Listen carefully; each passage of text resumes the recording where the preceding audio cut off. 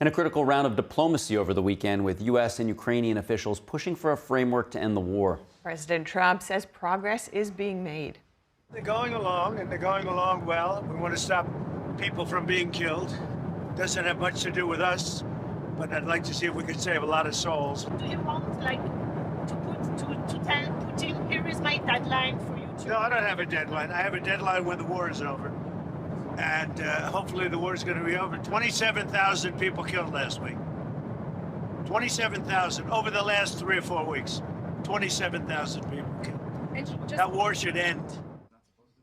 The U.S.-Ukraine talks unfolded yesterday at a private club near Miami. Ukraine entered the meeting facing intensifying pressure at home, including a major corruption probe and widespread power outages from Russian strikes. The talks also came as Russian forces continue to push along the front lines. Secretary of State Marco Rubio told reporters yesterday the session with the Ukrainian team was productive, but work remains in the search for a peace deal. Rubio says the U.S. now has to bring Russia on board and find a middle ground between Moscow's and Kiev's goals. NTD's international correspondent Arian Pazdar brings us more.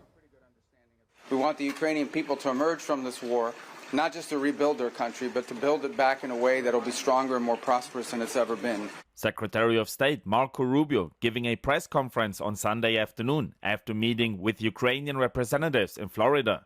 Also at the meeting were Special Envoy Steve Witkoff and President Trump's son-in-law Jared Kushner. Sunday's meeting sets the stage for talks with Russia. President Vladimir Putin says Moscow is ready for serious discussions and that the outlines reached by the U.S. and Ukraine could serve as a basis for agreements to end the fighting. According to Rubio, the U.S. and Ukraine made good progress during Sunday's meeting and during an initial summit in Geneva last weekend.